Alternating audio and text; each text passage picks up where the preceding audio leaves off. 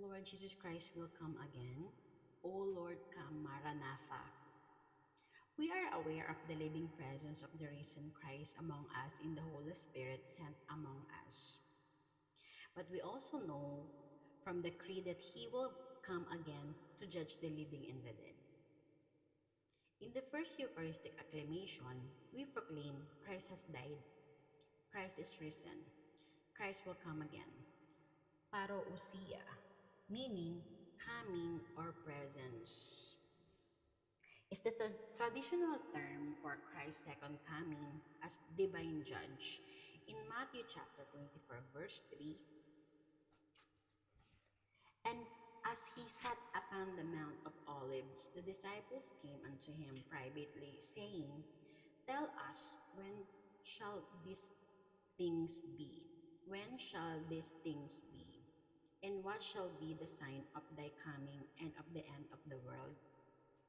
And in Matthew chapter 24, verse 27, For as the lightning cometh out of the east, and shineth even unto the west, so shall also the coming of the Son of Man be. And in Matthew chapter 24, verse 37, But as the days of Noah, for so shall also the coming of the Son of Man be. And in Matthew chapter 24, verse 39, And you, not until the flood came and took them all away, so shall also the coming of the Son of Man be. And in Matthew chapter 24, in First Corinthians chapter 15, verse 23, But every man in his own order, Christ the first fruits, afterward they that are Christ at his coming. But every man in his own order, Christ the first fruits, afterward they that are Christ at his coming. The Son of Man will come with his Father's glory, accompanied by his angels. When he does, he will repay each man according to his conduct. In Matthew chapter 16, verse 27, For the Son of Man shall come into the glory of his Father with his angels, and then he shall reward every man according to his works. And in Matthew chapter 16, verse 28, Verily I say unto you, there be some standing here which shall not taste of death till they see the Son of Man coming in his kingdom. In the early days, Christians prayed for this coming of Lord Jesus Christ, their Savior. O Lord, come, Maranatha, in First Corinthians chapter 16, verse 22. If any man love not the Lord Jesus Christ, let him be anathema, Maranatha. And in Revelation chapter 22, verse 20, He which testifieth these things saith, Surely I come quickly. Amen. Even so come, Lord Jesus. But gradually, this longing for the forgiving Savior gave way to gnawing consciousness of individual sinfulness and infidelity. The attitude of longing for the Lord was replaced by something akin to the Old Testament prophetic warnings. The day of the Lord was pictured as a day of judgment, a dies irae, day of God's wrath. In recent times, there has been a renewal of the New Testament stress on Christ's saving presence and his second coming as introducing the final completion, not just of individuals, but of the whole world. And his second coming as introducing the final completion, not just of the individuals, but of the whole world. The final destiny of the human race is ultimately in God's hands. But confusion often arises today, partly due to the exaggerated interpretation of the final day by some fundamentalist sects. They overemphasize and interpret in literal fashion the poetic apocalyptic descriptions of the end of the world given in the Bible, especially in Daniel and the book of Revelation. Biblical literature of this type has to be read in terms of its typical characteristics. First, while seemingly a revelation of the future, apocalyptic texts actually are usually a commentary on their own times. Second, the revelation is generally presented in a vision or dream in which allegorical language and complicated symbolism are used. Third, the text attempt by such means to portray the final end of the world, history, and fearful destruction of all and evil forces in the world. Third is the text attempt by such means to portray the final end of the world, history, and the fearful destruction of all the evil forces in the world.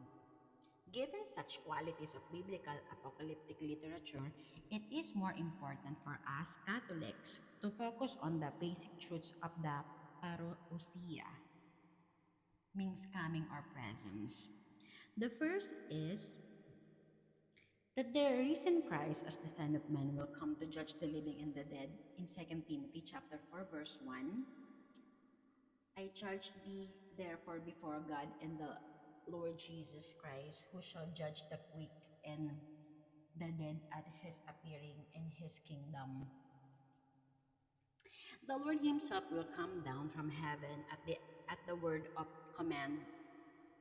The Lord himself will come down from heaven at the word of command, at the sound of the archangel's voice and God's trumpet, and those who have died in Christ will rise first. In 1 Thessalonians chapter 4 verse 16, for the Lord himself shall descend from heaven with a shout, with the voice of the archangel, and with the triumph of God, and the dead in Christ shall rise first. The second is Christ's second coming will be unmistakable, since it will be accompanied by unprecedented signs in the heavens and on the earth. As the lightning from the east flashes to the west, so will the coming of the Son of Man be. In Matthew chapter 24, verse 27,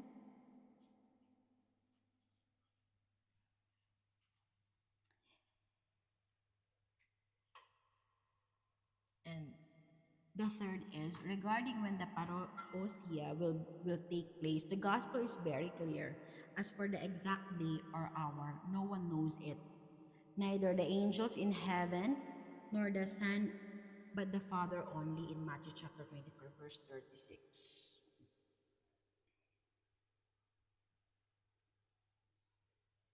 The third is regarding when the parousia, means coming and presence, will take place. The gospel is very clear. As for the exact day or hour, no one knows it. Neither the angels in heaven nor the Son, but the Father only in Matthew chapter 24, verse 36. Therefore, fourth is because it will come unexpectedly,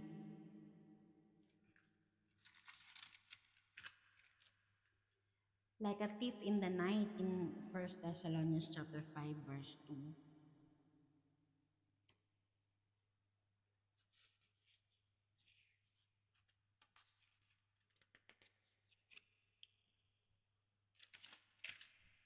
Therefore, fourth, because it will come unexpectedly,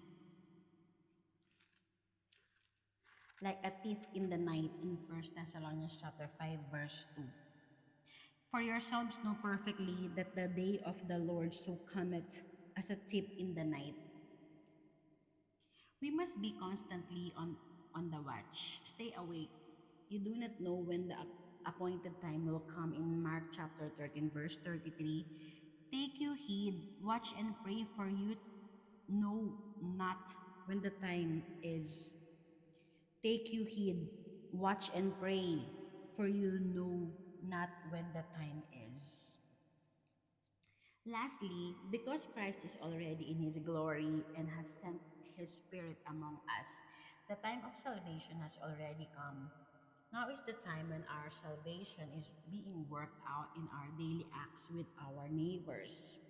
When the Son of Man comes in his glory, he will judge our acts according to one norm. As often as you did it for one of my least brothers, you did it for me. In Matthew chapter 25, verse 31, when the Son of Man shall come in his glory and the holy angels with him, then shall he sit upon the throne of his glory. And in Matthew chapter 25, verse 40, and the king shall answer and say unto them, verily I say unto you, inasmuch as you have done it unto one of the least of these my brethren, you have done it unto me. When the Son of Man come in his glory, he will judge our acts according to one norm. As often as you did it for one of my least brothers, you did it for me.